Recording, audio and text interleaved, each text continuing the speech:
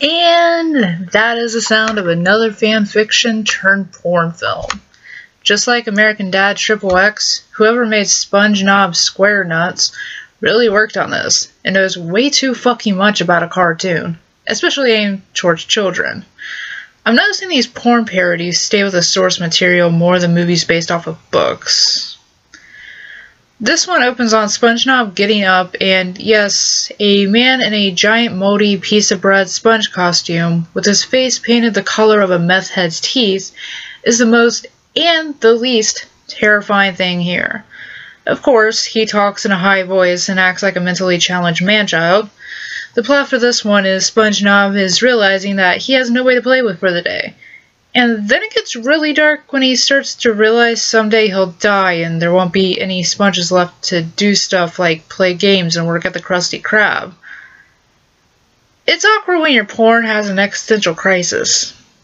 Jump cut to him calling Sandy over and telling her he wants her to have his sponge babies.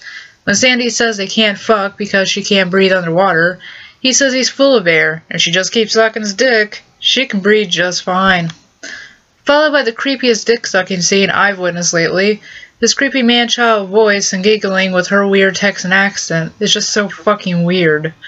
Honestly, this porn is making me think way too hard about what disgusting, deformed children they would produce. I'm not sure which is worse.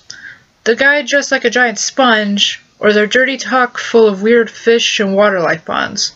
Maybe the dirty talk, since he does sound a good bit like Tom Kenny voicing SpongeBob. And she does sound like Sandy.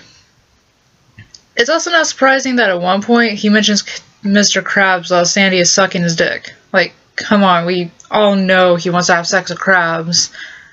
So, after this, he might have crabs.